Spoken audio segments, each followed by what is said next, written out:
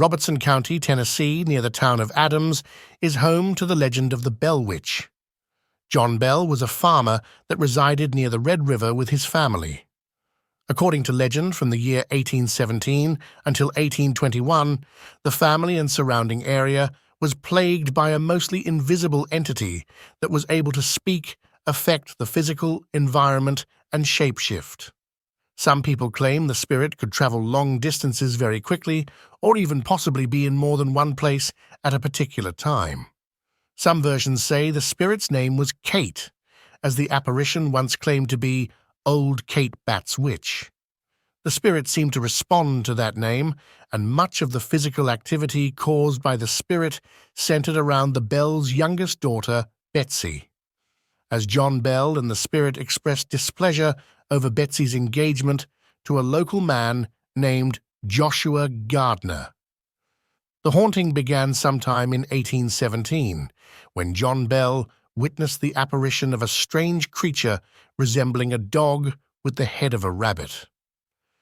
Bell shot at the animal, but it disappeared. John's son, Drew Bell, approached an unknown bird perched on a fence that flew off and was of extraordinary size. The daughter Betsy observed a girl in a green dress swinging from the limb of an oak tree. Dean, a person enslaved by the Bell family, reported being followed by a large black dog on evenings he visited his wife. Activity moved to the Bell household with knocking heard along the door and walls. The family heard gnawing type sounds on the beds, invisible dogs fighting, and chains along the floor. About this time, John Bell began experiencing paralysis in his mouth. The phenomena grew in intensity as sheets were pulled from beds when the children slept. Soon the entity pulled hair and scratched the children with particular emphasis on Betsy, who was slapped, pinched, and stuck with pins. Soon word of the haunting spread, with some people traveling great distances to see the witch. The apparition began to speak out loud and was asked, "Who are you, and what do you want?" And the voice answered, "I am a spirit. I was once very happy, but have been disturbed." The spirit offered explanations of why it had appeared, tying its presence to the disturbance of a Native American burial mound located on the property. After the occurrences and hauntings continued for a few years, John Bell died on December 19, 1820, at the age of 70. The spirit is said to have disrupted his funeral by singing drinking songs and saying, "I fixed him, and I did it. He will not get up."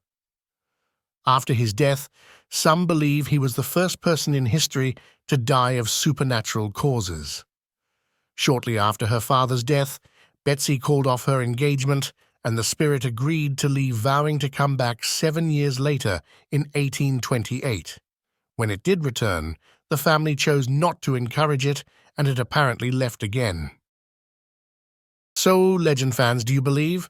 Give us your theories or encounters in the comments below. Please like this video and subscribe to our channel, and be sure to check out the link in the description to this video for cool merch of this legend and legends from around the country. See you next time, legend fans.